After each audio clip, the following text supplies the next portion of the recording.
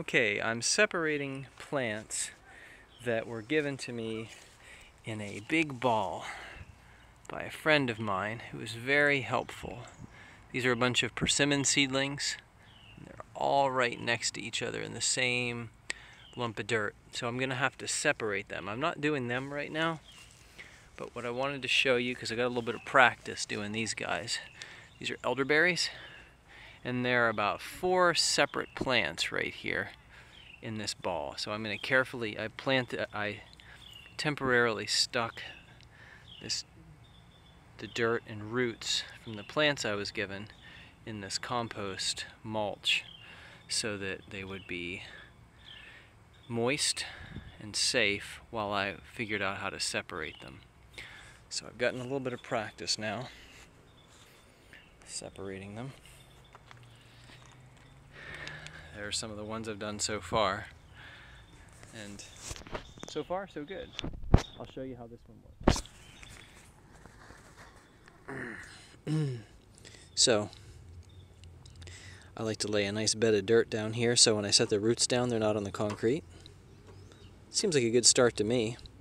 I am not a pro, so learn from what I'm doing if you want to see what it looks like, but don't trust that the way I'm doing it is right. I can tell that these have a lot of roots growing into each other.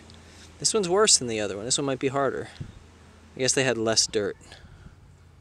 So what I do is just sort of wiggle gently, trying to find points where they split naturally, where the roots might come loose from one another. Seems kind of like untangling a fishing line to me, but I believe the results could be well worth it. We'll see.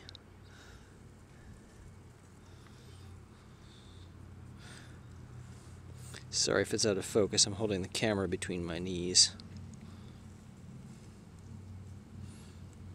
So, I gently wiggle and move them.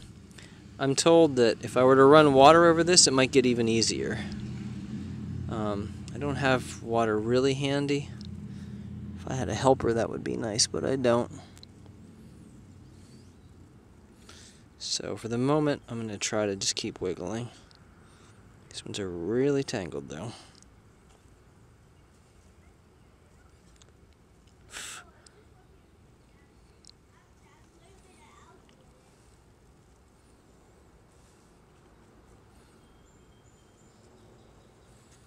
Wow.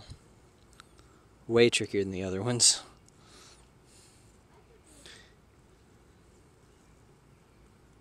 Maybe it's better to show you the trickier ones, so you don't get the false impression that it's easy, although it's coming loose. Yes. This is what happens if you just keep wiggling gently. It just seems like all of a sudden something loosens up. If you don't pull too hard on anything.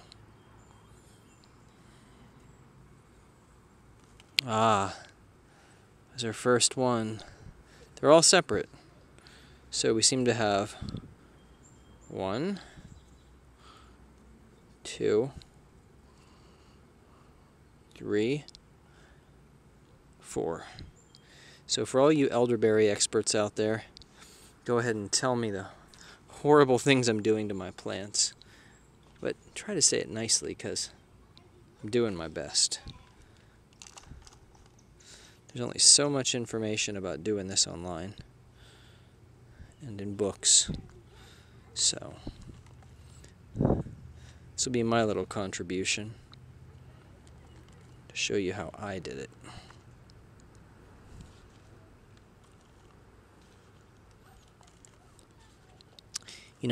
I'll tell you, I'll do one more for you, filling it in with dirt and placing it in the pot, and tell you what I'm thinking when I do it.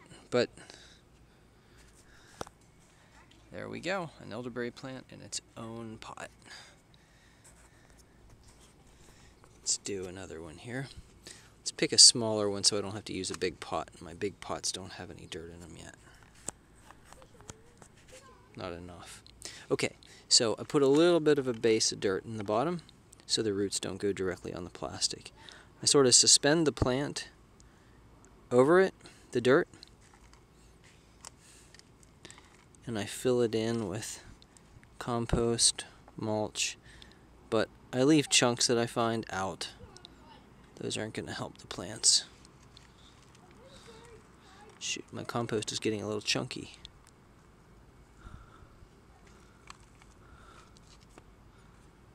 Right.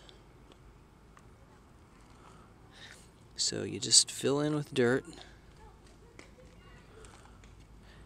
all over the roots.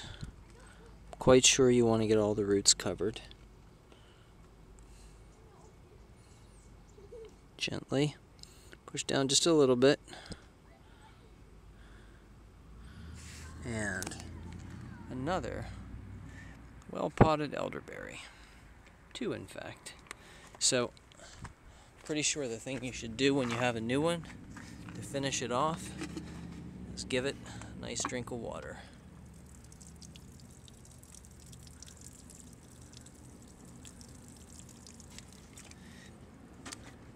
And so now I've got these elderberries lined up to have them, to plant them at some point in the not too distant future, but at least their roots aren't growing together any longer. Thanks for watching. Bye. Good luck planting your elderberries.